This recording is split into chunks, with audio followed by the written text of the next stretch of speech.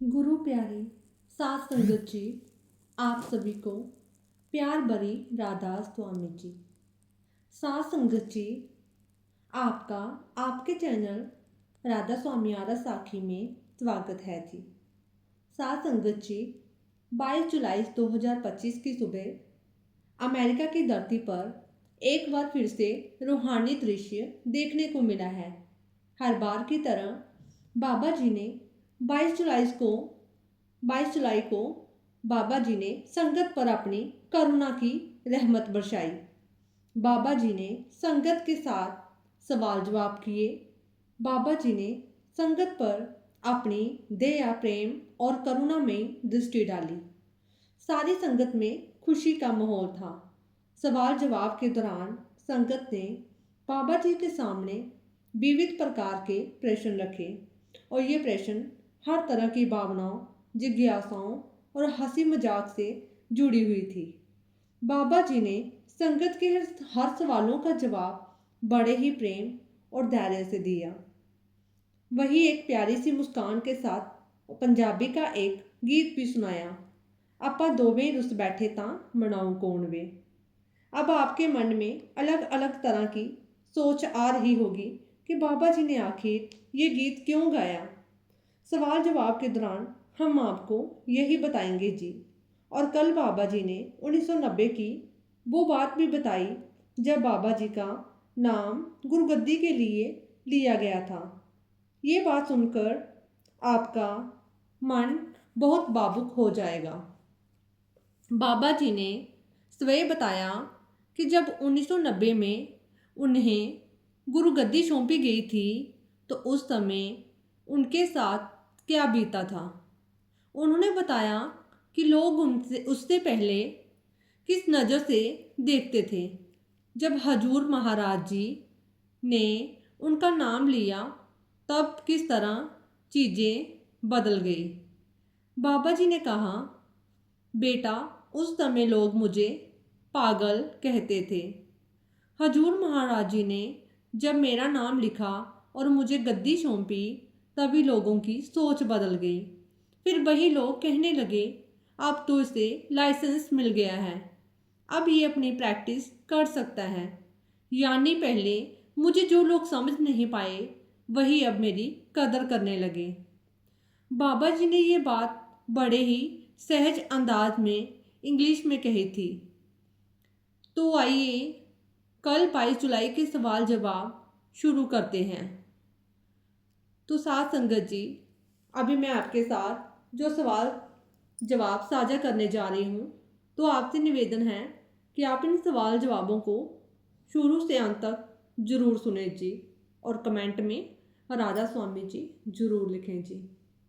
तो साथ संगत जी, एक बहन ने बाबा जी से बड़ी ही भावुकता से पूछा कि बाबा जी, मेरे पापा पहले भजन सिमरन किया करते थे, सेवा में लगे रहते थे, लेकिन अब जैसे उनकी राह बदल गई है। उनका ध्यान अब कहीं और भटक गया है। मैं उन्हें बहुत चाहती हूँ बाबा जी, क्या आप कृपा करके उन पर दया करके फिर से अपनी शरण में ला सकते हो। तो बाबा जी ने उसका जवाब हजूर जी के और इशारा करके उनके हवाले कर दिया। तो हजूर जी ने कहा कि बेटा, जो भजन सिमरन में लगा रहता है उसका उद्धार निश्चित ही है, लेकिन वो आत्माएं जो रास्ते से भटक जाती हैं उनका भी आखिरकार बेड़ा पार ही होता है। फर्क बस इतना है कि उन्हें थोड़ी ज़्यादा तकलीफ़ें सहनी पड़ती हैं। फिर हजूर जी ने एक बहुत ही सुंदर सा उदाहरण दिया कि बेटा मान लो एक दुपट्टा कांटों से उलझ गया हो। अब अगर हम उसे झटके से खींचे तो वह फट जाएगा, लेकिन अगर हम धीरे धीरे हर कांटे से उसे अलग करें तो ना सिर्फ दुपट्टा सही रहेगा बल्कि हम उसे सही सलामत बाहर भी निकाल लेंगे। ठीक वैसे ही अगर कोई आत्मा भटक जाए तो उसे जबरदस्ती खींचकर नहीं लाया जा सकता। उसे प्रेम और धीरज से अपने कर्मों की गांठें खोलनी पड़ती हैं। अगर आप खुद अपने आचरण से एक मिसाल बनेंगे तो वो अपने आप प्रेरित होंगे। फिर उनका दिल भी कहेगा कि मैं भी नाम जपूं, सिमरन करूं, मैं भी उस रास्ते पर लौटूं। फिर हजूर जी ने बहुत ही सादगी से कहा कि बेटा, मालिक किसी को भी अकेला नहीं छोड़ता, सबकी संभाल होती ही है। हाँ, कुछ रुकावटें, कुछ दुख जरूर आते हैं, लेकिन वो भी किसी बड़े भले के लिए ही होती हैं। संगत जी, जैसे कि आपको याद ही होगा कि बाबा जी अक्सर बुलडोजर की मिसाल देते थे, और कल पेंटोलोमा में हजूर जी ने वही बात फिर दोहराई। उन्होंने कहा कि अगर हम नाम के सहारे उस बुलडोजर के साथ साथ चलते हैं तो सारी रुकावटें अपने आप ही हटती जाती हैं, लेकिन अगर हम रुक जाए या पीछे हटे तो वही बुलडोजर हमें खींचते हुए आगे ले जाएगा, और यही खिंचाव हमारे दुखों का कारण बनता है। फिर उसके बाद एक बीबी ने भावपूर्ण बाबा जी से गुजारिश की कि बाबा जी, कृपा करके आप हम सबको सचखंड ले जाओ, आप ही हमें वहां तक पहुंचा सकते हैं।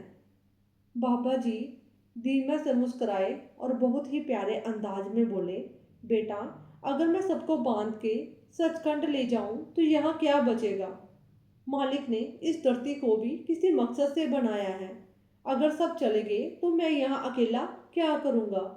ये सुनते ही वहाँ मौजूद संगत ठाकों में हंस पड़ी थी, और बाबा जी की मुस्कान और भी गहरी होगी।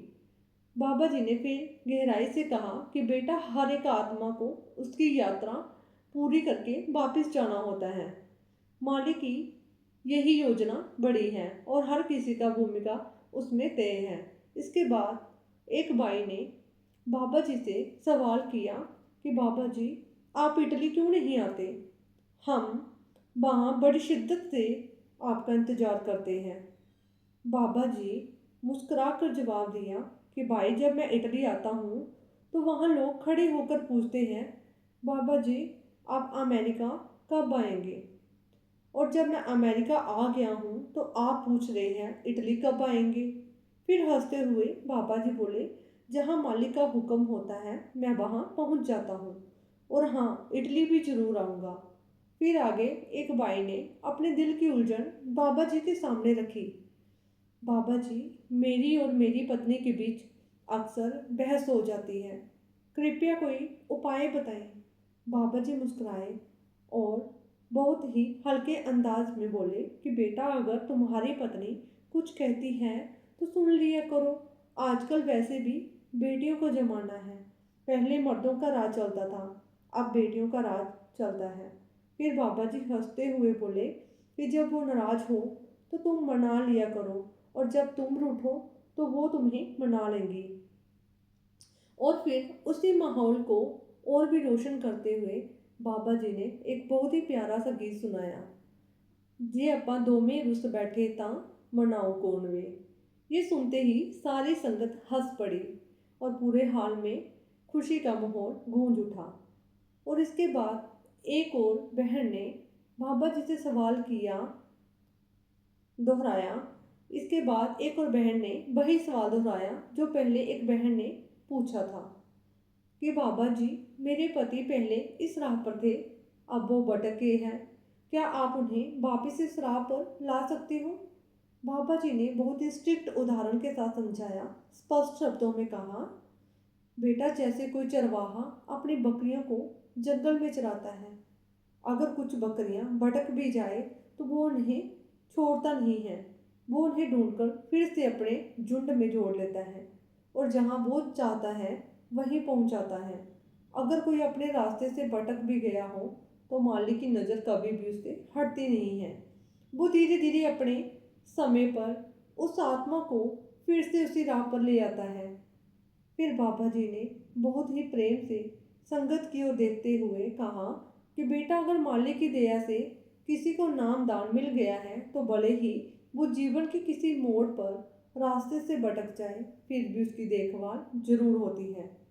फर्क बस इतना होता है कि नामदान मिलने से पहले वो मालिक की ओर बढ़ रहा होता है, लेकिन नाम मिलने के बाद मालिक खुद उसकी रक्षा करता है। यही बात जब बाबा जी ने समझाई तो वो बहन जिसने पहले अपने पापा के भटकने का जिक्र किया था फिर से खड़ी हुई और बड़ी ही मासूमियत से पूछने लगी कि पापा जी, क्या मैं अपने पापा की ओर से अतिरिक्त भजन सिमरन कर सकती हूँ, क्योंकि अब वो खुद ध्यान नहीं करते। क्या मैं उनकी तरफ से साधना करके कुछ मदद कर सकती हूँ? बाबा जी ने बहुत ही बिल्कुल स्पष्ट लफ्जों में समझाया कि बेटा, ऐसा नहीं हो सकता।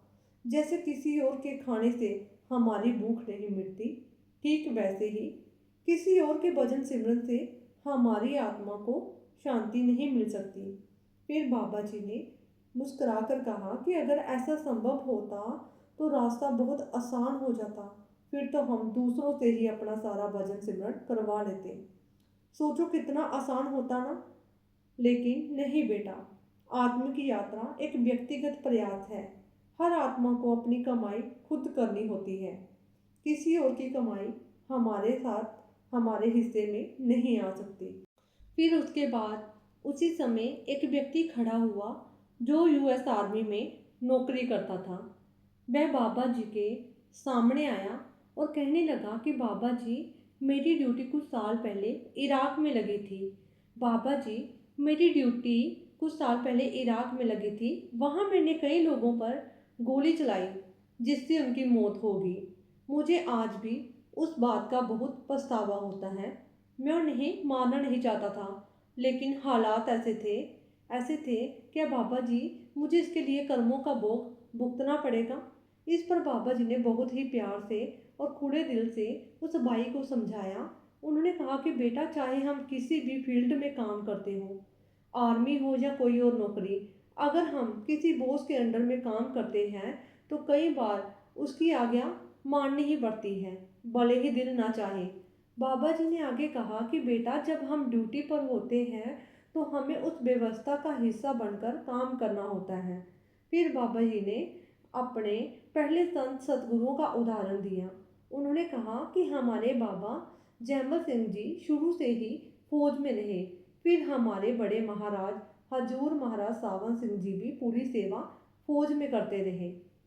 बाबा जी ने कहा कि बेटा, जब वह जैसे महापुरुष जिनका जीवन ही सेवा और ध्यान था, फौज में रहकर भी आध्यात्मिक ऊंचाइयां छू सकते थे, तो तुम भी अपने मन को शुद्ध रखकर पछतावे को प्रार्थना में बदलकर आगे बढ़ सकते हो। ये शब्द सुनकर उस फौजी की आंखों में सुकून उतर आया। बाबा जी ने उसे बहुत ही प्यार से समझाया कि जब हम किसी अवस्था के किसी व्यवस्था के अधीन होते हैं तो हमें आदेश का पालन करना होता है। बाकी जो कुछ भी होता है वो मालिक खुद ही देख लेता है। फिर उसके बाद एक बहन ने बाबा जी से सवाल किया कि बाबा जी, यानी हजूर जी, मैं बच्चा पैदा नहीं करना चाहती, लेकिन मेरे घर वाले मुझ पर दबाव डालते हैं कि बच्चा जरूर होना चाहिए। ऐसी स्थिति में मुझे क्या करना चाहिए? इस पर हजूर जी ने बहुत ही सहजता और सरल शब्दों में और स्पष्ट शब्दों में उत्तर दिया कि बेटा, ये जो सवाल है ना, इसका संत मन से कोई लेना देना नहीं है। ये पूरी तरह से आपका व्यक्तिगत विषय है। हजूर जी ने कहा, आप खुद सोच समझकर निर्णय लें कि आपका बच्चा पैदा करना है, कि आपको बच्चा पैदा करना है या नहीं, लेकिन इसका परमार्थ या आध्यात्मिक मार्ग से कोई संबंध नहीं है। फिर एक और बहन हजूर महाराज जी के सामने खड़ी हुई और कहने लगी कि हजूर जी, मुझे बहुत चिंता रहती है और इसी चिंता की वजह से मैं दवाई नहीं ले पा रही हूँ। मैं ये दवाइयाँ छोड़ना चाहती हूँ क्योंकि मुझे लगता है कि मैं डिप्रेशन से गुजर रही हूँ, लेकिन मैं वो दवाई लेना नहीं चाहती और मैं वो दवाई छोड़ना चाहती हूँ। कृपया बताइए कि मुझे क्या करना चाहिए। इस पर हजूर जी ने बहुत ही प्यार से खुलकर उसे समझाया। उन्होंने कहा कि बेटा, तुम्हारी बात बिल्कुल ठीक है, हमें दवाइयाँ नहीं खानी चाहिए, लेकिन हम अपनी ज़िंदगी को थोड़ा मॉडिफाई तो कर सकते हैं। कुछ बदलाव ऐसे ला सकते हैं कि जिससे चिंता कम हो सके। हजूर जी ने कहा कि देखो बेटा, अगर हमारे सामने किताब रखी हो और हम उसके पन्ने तेज़ी से पलटते जाए तो क्या हमें किताब की समझ आएगी? नहीं ना। उसी तरह जब हम सारी ज़िंदगी की टेंशन एक साथ लेने लगते हैं तो मन और दिमाग दोनों पर बोझ बढ़ जाता है। हजूर जी ने समझाया कि अगर हम हमें किसी चीज़ की चिंता है तो उसे धीरे धीरे सोचकर हल करें, ना कि एक साथ सब कुछ अपने सिर पर उठा लें। यही बोझ हमारे मन को डिप्रेशन की तरफ ले जाता है। फिर हजूर जी ने कहा कि बेटा, आजकल के नौजवान बस जल्दी जल्दी तरक्की करना चाहते हैं। उन्हें लगता है कि सब कुछ फटाफट मिल जाए, लेकिन आध्यात्मिक राह और असली तरक्की सब्र मांगती है। धीरे धीरे आगे बढ़ना होता है, तभी अंदर का सुकून भी मिलता है। हजूर महाराज जी ने समझाया कि बेटा, आज के युवा चाहते हैं कि उन्हें फटाफट तरक्की मिले और वे जल्दी से आगे बढ़ जाए, लेकिन हर चीज़ को समय लगता है। जिंदगी में कभी भी एक ही बार में सारे नतीजे नहीं मिलते। अगर किसी की उम्र 70-80 साल की हो गई है और वह कहे कि अब मुझे सब कुछ एक ही बार में मिल जाए, तो ऐसा नहीं हो सकता। हजूर जी ने बहुत ही गहराई से कहा कि हर एक चीज़ की एक प्रक्रिया है। जिंदगी एक प्रोसेस है, ये धीरे धीरे चलती है और हर चीज़ के को मुकम्मल होने में वक्त लगता है। इसलिए चिंता मत करो, बेफिक्र हो। हजूर जी ने कहा कि अगर हम जिंदगी को थोड़ा मॉडिफाई कर ले, अपने काम को सोच समझ कर आराम से करें, तो चिंता की कोई वजह ही नहीं बचेगी। चिंता तब आती है जब मन की रफ्तार तेज हो जाती है और हम किसी चीज़ के बारे में ज़रूरत से ज़्यादा सोचने लगते हैं। हजूर जी बोले, जो भी करो सोच समझ कर करो, ताकि हम मालिक की तरफ बढ़ सके। फिर हजूर जी ने मुस्कुराकर कहा कि बेटा, ये सब तुम्हारे टाइम की बातें हैं। और ये बात सुनकर सारी संगत हंसी से खिल उठी। हजूर जी मुस्कुराते हुए बोले कि बेटा, ये तो तुम्हारे ज़माने की बात है। हमें तो समझ ही नहीं आता कि डिप्रेशन जैसी चीज़ शुरू कहाँ से होगी। हजूर जी ने कहा कि जब हमारा वक्त था, हम अपने माँ बाप से कह भी नहीं सकते थे कि हमें चिंता हो रही है। अगर जरा सी भी शिकायत करते तो एक झापड़ पड़ता था और सारी अकल ठिकाने आ जाती थी। कह देते थे कि तुझे किस बात की चिंता, तुझे तो बस पैसे कमाने हैं। उस एक थप्पड़ से ही हमारी सूरत सीधी हो जाती थी। और हजूर जी ने हंसते हुए कहा कि हमारा वक्त बड़ा शानदार था। आज तो तुम लोग अभी छोटे छोटे बच्चे हो और छोटी छोटी बातों पर चिंता करने लगते हो। फिर हजूर जी ने बोला कि बेटा, तुम बहुत लकी हो कि तुम इस ज़माने में जी रहे हो। इसकी कदर करना सीखो। जब मैंने ये बात सुनी कि एक थप्पड़ पड़ता था, तो मैं वहीं बल्ले बल्ले कर बैठा। पेट्रोमा के अंदर जो लोग सवाल लेकर आए थे, उन्हें पता था कि उस वक्त कैसे खुशी महसूस हो रही थी। फिर एक बहन ने हजूर महाराज जी के सामने खड़ी होगी और कहने लगी कि बाबा जी, मैं यहाँ सेवा करती हूँ, लेकिन मैं इंडिया में सेवा करना चाहती हूँ, पर अभी इस वक्त मैं यहाँ हूँ और इंडिया नहीं जा सकती। बाबा जी ने बहुत ही प्यार से कहा कि बेटा, बाबा जी ने बड़े ही प्यार से जवाब दिया कि बेटा, सबसे बड़ी सेवा कौन सी है? सबसे महान सेवा तो भजन सिमरन है। बाकी सेवा कहीं भी कर लो, चाहे इंडिया में करो या यहीं करो, सेवा सेवा ही होती है। बाबा जी बोले, देख बेटा, जब ये इंसान इस दुनिया में आए हैं, तब से वह मांगना ही सीखता आया है, लेकिन सेवा के जरिए हम दोनों देना सीखते हैं। सेवा हमें लेना नहीं बल्कि देना सिखाता है, और जब हमारे भीतर देने की भावना आ जाती है तो हम अपने आप परमात्मा की ओर बढ़ने लगते हैं। फिर बाबा जी ने कहा, इसलिए बेटा, फ़र्क नहीं होना चाहिए कि हम इंडिया में सेवा करें या विदेश में। कहीं भी हो, अगर मन से की जाए तो उसका महत्व एक जैसा ही रहता है। इस हिस्से में एक अंग्रेज सज्जन हजूर जी के सामने खड़े हुए और सवाल किया कि हजूर जी, जब मैं अपने परिवार के साथ आपके दर्शन करता हूँ तो मेरे सारे परिवार वाले रो पड़ते हैं, लेकिन जब मैं आपको या बाबा जी को देखता हूँ तो मुझे रोना नहीं आता। उसने अंग्रेजी में सवाल किया था, पर भावनाएं हर भाषा से ऊपर होती हैं। हजूर जी उस सवाल पर मुस्कराए। हजूर जी ने उस सवाल का जवाब बड़े ही हंसी खुशी वाले अंदाज में दिया, जिसे सुनकर चेहरे में मुस्कान आ गई। उन्होंने अंग्रेज में मुस्कुराते हुए कहा, यू आर कूल, यानी कि तेरा स्वभाव बहुत शांत है। जब उन्होंने उसी की भाषा में जवाब दिया तो वो भाई भी हंस पड़ा। फिर हजूर जी बोले, बेटा, ये तो हर किसी की अपनी अवस्था होती है। कोई किसी को देखकर रोता है और कोई देखकर हंस पड़ता है। सब इस बात पर निर्भर करता है कि हम किस परिस्थिति से किस तरह जुड़ते हैं। उन्होंने समझाया, इसलिए बेटा जो तुम्हें अच्छा लगे वही करो, दूसरों की नकल करने की कोई ज़रूरत नहीं। अगले हिस्से में एक युवक ने बाबा जी से बड़ा ही दिलचस्प सवाल किया। वो बोला कि बाबा जी, पुराने ज़माने के लोग किसी को डेट नहीं किया करते थे, लेकिन आज का दौर मॉडर्न है। क्या आज के समय में हम किसी को डेट कर सकते हैं या दोस्ती कर सकते हैं? बाबा जी मुस्कुराए और बोले, बिल्कुल बेटा, क्यों नहीं। ये ज़माना खुला है। आज के युग में एक दूसरे को जानना ज़रूरी है। हाँ, लेकिन साथ ही बाबा जी ने ये भी कहा कि हमें अपनी सीमाएं नहीं भूलनी चाहिए। जब भी कोई रिश्ता बनाए तो उसमें मर्यादा ज़रूर हो। बाबा जी ने बड़ी ही गहराई से समझाया कि बेटा, जब हम किसी से दोस्ती करते हैं तो सबसे ज़रूरी बात होती है अपनी सीमाओं का ध्यान रखना। अक्सर होता क्या है कि हम दोस्ती में इतने आगे बढ़ जाते हैं कि अपनी हदें पार कर बैठते हैं। बाबा जी कहते हैं कि बेटा, हमें ऐसा नहीं करना चाहिए। अगर हम लिमिट क्रॉस करेंगे तो कर्मों का हिसाब किताब भी हमें ही भुगतना पड़ेगा, फिर उस बोझ को भी हमें ही उठाना पड़ेगा। इसलिए बाबा जी समझाते हैं कि ज़रूर दोस्त बनाओ, लेकिन सोच समझ कर चलो। हजूर जी कहते हैं, दोस्त सबके होते हैं, पर बात सिर्फ इतनी सी है कि हमें कभी भी बाउंड्री पार नहीं करनी चाहिए। उसके बाद सवाल जवाब का सत्र समाप्त हो गया, क्योंकि आज का सेशन केवल 1.5 घंटे से भी कम चला था, जबकि पिछले दिन का सेशन लगभग 2 घंटे 10 मिनट तक चला था। अब हम बाबा जी की कृपा से आप सभी के साथ सवाल जवाब भी साझा करेंगे, और ये भी बाबा जी की मेहरबानी से ही संभव हो पाया है।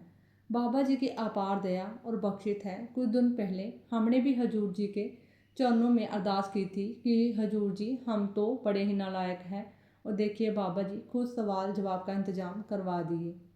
हजूर जी ने सवाल जवाब हम तक पहुँचाए। वह सच में उनकी कृपा का नतीजा है। वाणी में आता है कि सतगुरु आपे सुनी फरियाद, कारज आया सलाह राज जाने की। जब सच्चे दिल से अरदास की जाए तो सतगुरु जरूर सुनते हैं। सवाल जवाब किसी भी बहाने से आए हो, मगर हकीकत में तो ये सतगुरु की मेहर है।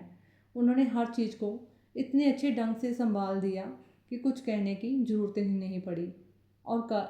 और जब कल का कार्यक्रम समाप्त हुआ तो बाबा जी ने वहाँ मौजूद सभी सेवादारों को खुला पैदल दर्शन भी दिए। यही नहीं, जितने भी बैच होल्डर थे उन्हें एक एक करके प्रसाद भी दिया। इसके बाद बाबा जी पेट्रोलुमा से अगले पड़ाव के लिए रवाना होंगे। तो साथ संगत जी, अब हम आपसे इजाज़त लेते हैं और मिलते हैं नई रूहानी साखी के साथ और नए सवाल जवाब के साथ। तो साथ संगत जी, आपसे हाथ जोड़कर निवेदन है कि अगर आप हमारे चैनल पर नए हैं तो चैनल को सब्सक्राइब जरूर करें और कमेंट बॉक्स में राधा स्वामी जी नाम लिखना भूलें। राधा स्वामी जी।